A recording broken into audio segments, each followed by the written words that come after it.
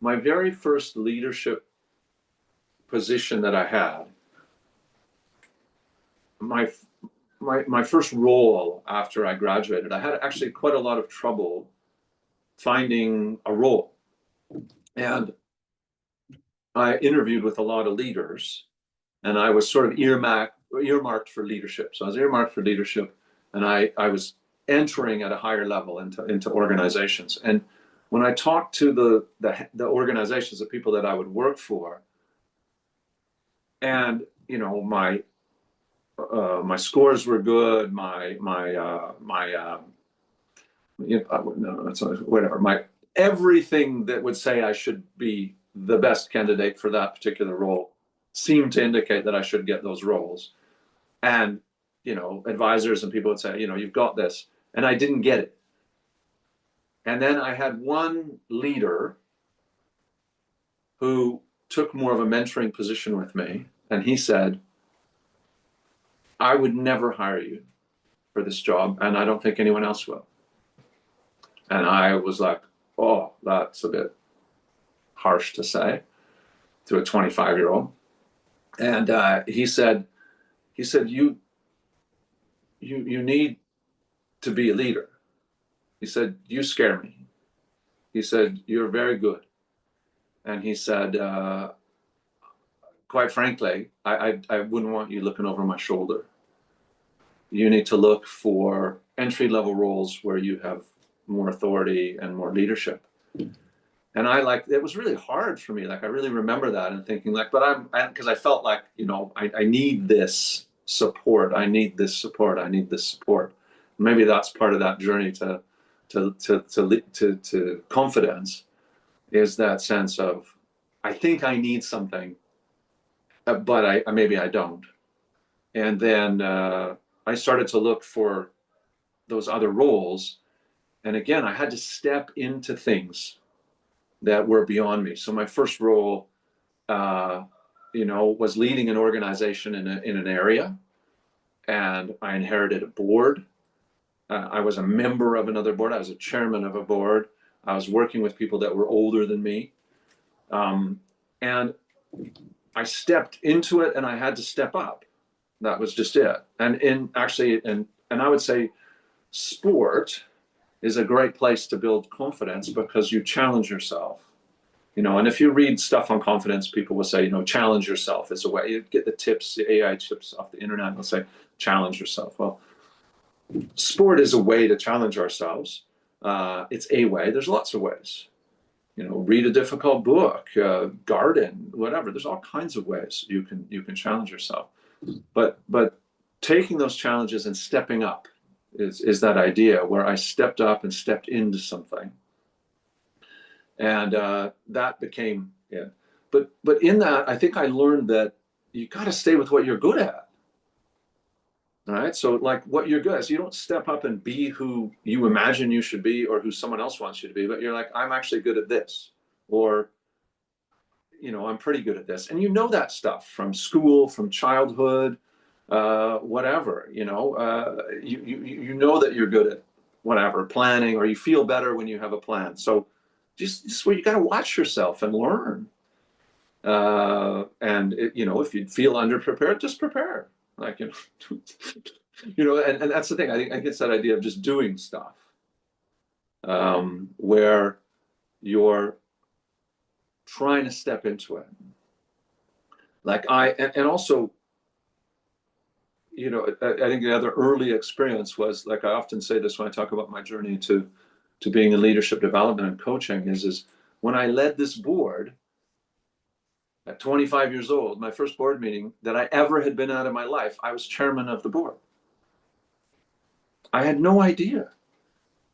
And it was long enough ago, I didn't have access to the internet at that point. It didn't exist, really. It existed, but it wasn't available.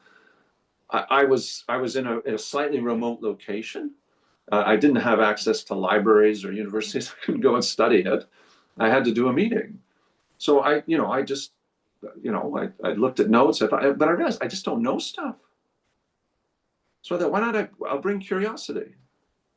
I'll use my age to my advantage. So I went into a meeting and said, hey, and started to ask questions about what's the purpose of our board? What's your role in the organization? How did you decide that? How did you define, and I had some really challenging questions that I asked, and I didn't know they were challenging. I was naive. And it was a great experience where I learned, this is the key, and this is another one of those keys, right? Is that most people don't know what they're doing. Like, just absolutely, most people don't know what they're doing. You imagine that your CEO or your leader or your parent or whoever, that they actually know. In some cases they do, but in a lot of cases they don't. But they know how to know things. They know how to do things. They figure it out. So that's that journey, right? So it's like, use what you got, I guess would be what I say. Like I said in previously in another conversation about this, is that we do the best we can. So what's the best I can do?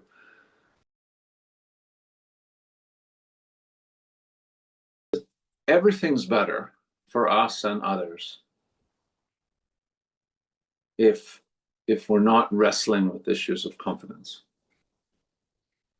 I would just say. But I think if we focus on confidence, we're probably focusing on the wrong thing. It's more focusing on, what am I good at? When am I at my best? When am I comfortable? How can I, what skills can I develop in moments where I feel discomfort? And then your confidence comes from those skills. So like, I'm not confident in every situation, but I'm confident that I cannot get into a mental state where I'm not resourceful, or I can, focus on these other things. But yeah, that's right. I think if we focus on confidence, particularly self-confidence, we're just focusing on the wrong thing. It's that idea of it's knowing who I am, what I'm about, knowing what I'm okay at, knowing that when I'm comfortable, I'm more capable. So if I feel discomfort, then how do I manage that discomfort? And if others feel discomfort, then of course that escalates things. It's messy. So again, if I can take care of my stuff and myself in this situation, then the whole situation changes. Right? So you're just constantly changing things. And so yeah, I would just say, yeah, it's absolutely essential that people feel capable in whatever situation that they're in. And the word that we use to describe that, at least in English, is this idea of the felt sense of confidence. And then there's a whole industry around all that with all kinds of other words and feelings and psychological constructs. But the real root of it is just that sense of, do I feel like I can do what I need to do in this moment? But we lose confidence when we look at this massive theme. This whole, how am I going to change the strategy of the entire company and fix this and fix that? It's like, in this moment, I actually can't do that, and I don't need to do that. And they don't need me to do that. What I need to do in this moment is respond skillfully. What I need to do in this moment is not get worked up about it, not react, not give them the satisfaction of seeing me be upset. So again, then what do I do in that moment? Just to help me just be at my best.